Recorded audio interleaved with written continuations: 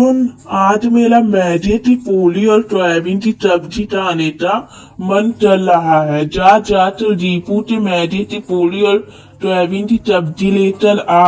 और सुन, तू भी खा लेना। दीपू के हाथ से बने मैदे की पूरी और सोयाबीन की सब्जी में बहुत स्वाद होता है। हाँ मालिक, पर मुझे मैदे की पूरी और सोयाबीन की सब्जी लाने में टाइम लगेगा, क्योंकि दीपू की दुकान पर बहुत लंबी लाइन लगती है। हाँ, बोल तो तू सही रहा है, लेकिन दीपू के हाथ की बनी पूरी सब्जी भी तो मजेदार, टाइम तो लगेगा ही।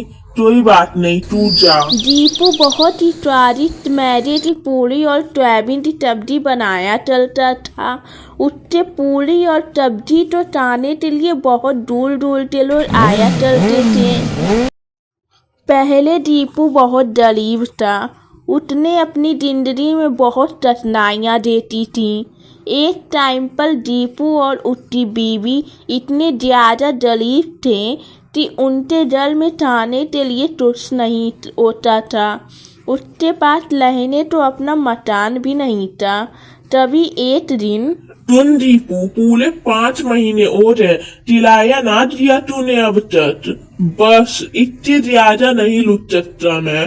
तुझे आखिरी बार बोल रहा हूँ, अगर तूने अगले महीने किराया नहीं दिया तो। जायसवाल जी, इस बार भी थोड़ा मुश्किल है। मालिक, मेरी नौकरी चली गई है। अभी मेरे पास चलने के लिए कोई काम नहीं है। आप मुझे थोड़ा और वक्त दे दीजिए। भाई देख, अब मुझे कुछ और नहीं सुनना। अगले महीने इसी तारीख तो आऊंगा किराया लेने। नहीं दे पाया ना तो उसी टाइम तुझे निकाल दूंगा, समझे? इतना बोलकर जायसवाल वहाँ से चला जाता है। तभी दीपू अपनी पत्नी बिमला से कहता है, बिमला, अब मैं क्या करूं? इतने कम समय में मैं इतना पैसा कहाँ से ले चलाऊंगा? जी, जायसवाल बहुत ही तेज आदमी है। अगर उसे उसके पैसे नहीं दिए ना तो सच में हम तो जल से निकाल दे जावे। नहीं, मैं कुछ चलता हूँ बिमला, तो चिंता मत चल। मैं चुस्त ना चुस्त चलता हूँ। मेरा दोस्त कानपुर में है, श्याम, उसके पास चला जाता हूँ। कहीं ना कहीं तो नौकरी लगवा ही देगा, और जैसे ही मैं पैसे कमा लूंगा मैं वापस आ जाऊंगा, क्योंकि इस गाँव में तो कुछ नहीं हो सकता। जी, मैं आपके लिए तो कपड़े और खाने तो पैक कर देती हूँ। दीपू का दोस्त श्याम कानपुर में एक अच्छी कंपनी में जॉब चलता था। दीपू जैसे तैसे अपने दोस्त श्याम के पास पहुंच जाता है, जहां वे अपने दोस्त श्याम को अपनी पूरी बात बताता है। और श्याम कहता है, अरे दीपू, तू चिंता मत चल, अब तू मेरे पास आ गया है। मैं कल ही तुझे कहीं न कहीं काम पर लगवा दूंगा। चल, अब मैं तेरे लिए कुछ बना कर ले आता हूँ खाने के लिए। नहीं श्याम, तू शाम से छत चलाया है, और आज मैं तुझे अपने आटो की स्पेशल मैदे की पूरी और सोयाबीन की सब्जी बनाकर खिलाता हूँ। क्या? पूरी सब्जी?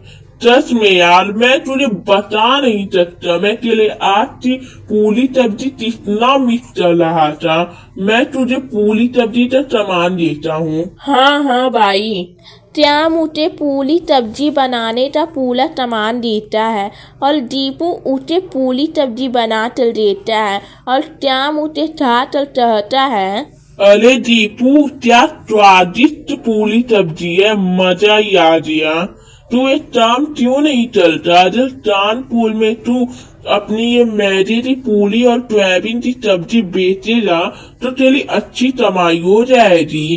तेरे आज की मैदे की पूरी और सोयाबीन की सब्जी चाहकर लोग दीवाने हो जाएंगे, दीवाने। लेकिन ठेला लगाने के लिए तो पैसों की जरूरत है, और मेरे पास तो। अरे तू चिंता क्यों करता है? मैं हूँ ना, तेरी मदद तो कर ही सकता हूँ।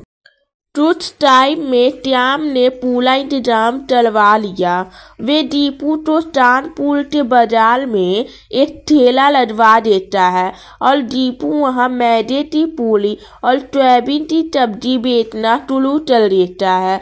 लेकिन शुरुआत में उसके पास ग्राहक कम आते थे, लेकिन जो भी आता उससे मैदे की पूरी और सोयाबीन की सब्जी की तारीफ किए बिना नहीं जाता। अरे वाह, मजा आ गया। कितनी अच्छी पूरी सब्जी बनाई है। चटपटी सोयाबीन की सब्जी और गर्मा गर्म मैदे की पूरी और साथ में प्याज। वाह, मजा ही आ गया। दीपू भाई, तुम्हारे पूरी सब्जी का तो कोई जवाब ही नहीं है। एक काम चलो, तुम मेरे लिए 2 प्लेट पैक भी चल दो। जा चल अपनी बीवी को खिलाऊंगा, ताकि उसे भी तो पता चले कि पूरी सब्जी ओसी कैसी है। दीपू उसे 2 प्लेट पूरी सब्जी पैक करके दे देता है और धीरे धीरे दीपू का काम चलने लगता है। ट्याम भी अपनी जॉब छोड़ देता है क्योंकि दीपू अकेले ठेला संभाल नहीं पा रहा था और इधर दीपू और ट्याम मिलकर पूरी सब्जी का ठेला चलाते थे। अब दीपू अपने ठेलाए के पैसे भी भिजवा देता है। धीरे धीरे पूरी सब्जी की बिक्री भी बढ़ने लगती है, जिससे ट्याम एक छोटा सा ढाबा ठेलाए पर ले लेता है। जब अच्छा चल रहा होता है तभी एक दिन एक ग्राहक उसके पास आता है और बोलता है, अरे दीपू भैया, सच में तुम्हारे आंखों में तो जादू है। मजा ही आ गया। पूरी सब्जी चाटल तो मेरे बच्चे तुम्हारे फैन हो जाए हैं। ट्याम तो ये बात अच्छी नहीं लगती थी। जो कोई आए वे दीपू की तारीफ चलते जाए। इसी बीच वे तुझ से बोलता है, यार, मैं भी तो सब्जी पूरी बनाता हूँ, फिर भी लोग दीपू की तारीफ चलते हैं। सब लोग मुझे दीपू का नौकर समझते हैं, जबकि मैं ही दीपू को यहाँ तक लाया हूँ। कोई बात नहीं, जब यहाँ तक मैं लाया हूँ तो नीचे भी मैं ही दिलाऊंगा। श्याम के मन में अब लालच आ जाता है और अगली सुबह जब दीपू सोयाबीन की सब्जी बना रहा होता है तब वे उसमें नमक मिर्ची तेज डाल देता है और तुझ से कहता है, आज देख दीपू, 2 लोग तेरी तारीफ चलते थे ना, कहते टूटे ने तेरे ऊपर। आज देखता जा तू। लेकिन ट्याम जैसे ही सोयाबीन की सब्जी उतारकर दुकान में लग रहा होता है तभी अचानक सब्जी उससे आग से जल जाता है और सारी सब्जी बेकार हो जाती है। साथ ही उसका आग भी जल जाता है। तभी दीपू बोलता है, अरे ट्याम, तू ठीक तो है?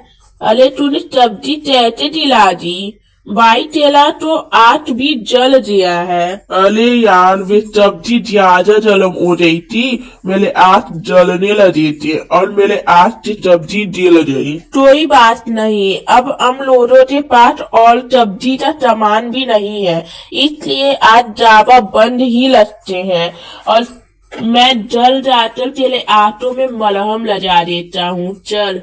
ट्याम की चाल उठ पर ही उल्टी पड़ जाती है, लेकिन अभी भी वे मानता नहीं है। उसके मन में दीपू के लिए नफरत बढ़ती जाती है। दोनों जल जाते हैं और दीपू कहता है, अरे ट्याम, कितने दिन बाद हम साथ में बैठे हैं। रोज सुबह सुबह ढाबे पर जाते हैं और रात में आकर सो जाते हैं। सच बताऊं, अब लगता है कि अपने परिवार को भी हमें यहाँ बुलाना चाहिए। नहीं यार, अभी तो हमने कुछ कमाया ही नहीं है। पहले एक अच्छा सा जल ले लूं, फिर। अरे यार, आज बहुत याद आ रही है तेरी भाभी की। पूरा 1 साल हो गया उससे मिले और अरे हमने तो इतना कमा ही लिया है कि उसको यहाँ ला चले अच्छे से किराए के मकान में लग ही सकते हैं। देख दीपू, मैंने तुझसे बोला ना कि अभी नहीं तो अभी नहीं, हमको अपने काम पर ध्यान देना चाहिए। तुझे समझ में नहीं आता क्या? श्याम तो वैसे पहली बार गुस्सा चलते देख दीपू तो थोड़ा अजीब लगता है और श्याम भी वहां से उठकर चला जाता है। अगले दिन फिर से श्याम मैदे के आटे में इनो मिला देता है और मैदे के आटे का खमीर बन जाता है। दीपू जैसे ही पूरी बनाने लगता है तो वे कहता है, अरे यार ये आटा तो मुझे थोड़ा खराब लग रहा है। श्याम भाई पूरी तो चला ही नहीं रही है भाई। नहीं यार, मुझे तो सही लग रहा है। डेट एक दो बार और डेट। नहीं भाई, ये आटा तो फूल गया है, इससे अब पूरी नहीं बनेगा। हम एक काम करते हैं, हम आज पूरी की जगह चावल बनाते हैं। हले यार ये क्या हो रहा है, मेरी चाली चाले बेताल क्यों जा रही हैं? भाई तुझे जो सही लगता है तू वेट कर। दीपू फटाफट से चावल बना लेता है, तभी ग्राहक आता है और कहता है, सुनो दीपू भैया, एक प्लेट सब्जी पूरी लगा दो। माफ कीजिए भैया, वे क्या है ना आज सोयाबीन की सब्जी के साथ मैदे की पूरी नहीं चावल बनी है, बताओ दूं? अरे हाँ भैया दे दो, जो भी है। बहुत भूख लगी है, वैसे भी आपके हाथ से बना कुछ भी खा लो, मजा ही आएगा। जी धन्यवाद भैया, अभी देता हूँ। दीपू फटाफट से सोयाबीन की सब्जी के साथ चावल उस ग्राहक को देता है और वे सोयाबीन की सब्जी के साथ चावल खाकर उसका दीवाना हो जाता है और बोलता है, यार दीपू भैया तुम कमाल हो यार, सच में तुम्हारी चपलता तुम्हारे हाथों में है और वही चीज है जो तुम्हें यहाँ तक लेकर आई है। जी चुस्त लिया, लेकिन मेरी सफलता का तो असली असदार मेरा दोस्त श्याम है। अरे अगर ये ना होता तो मैं कहीं भीख मार रहा होता, इसी ने मुझे यहाँ तक पहुँचाया है। दीपू की बातें सुनकर श्याम तो अपनी गलती का पछतावा होता है और उसे यह जानकर बहुत अच्छा लगता है कि दीपू उसे अपना सब कुछ मानता है और वे उसके साथ इतना गलत चलने चला था।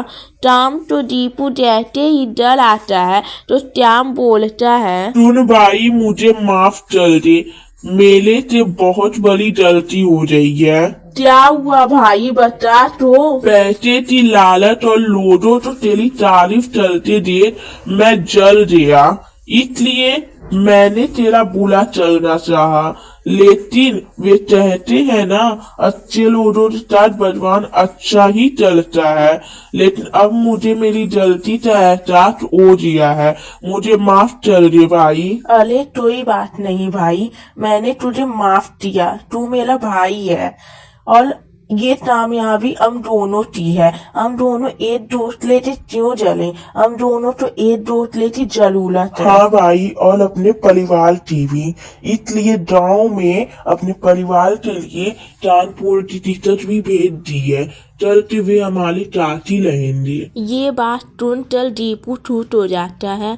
अगले दिन अपने परिवार को लेने दोनों दोस्त स्टेशन पहुंच जाते हैं और अपने घर वालों से मिलते हैं और टूटी टूटी रहने लगते हैं।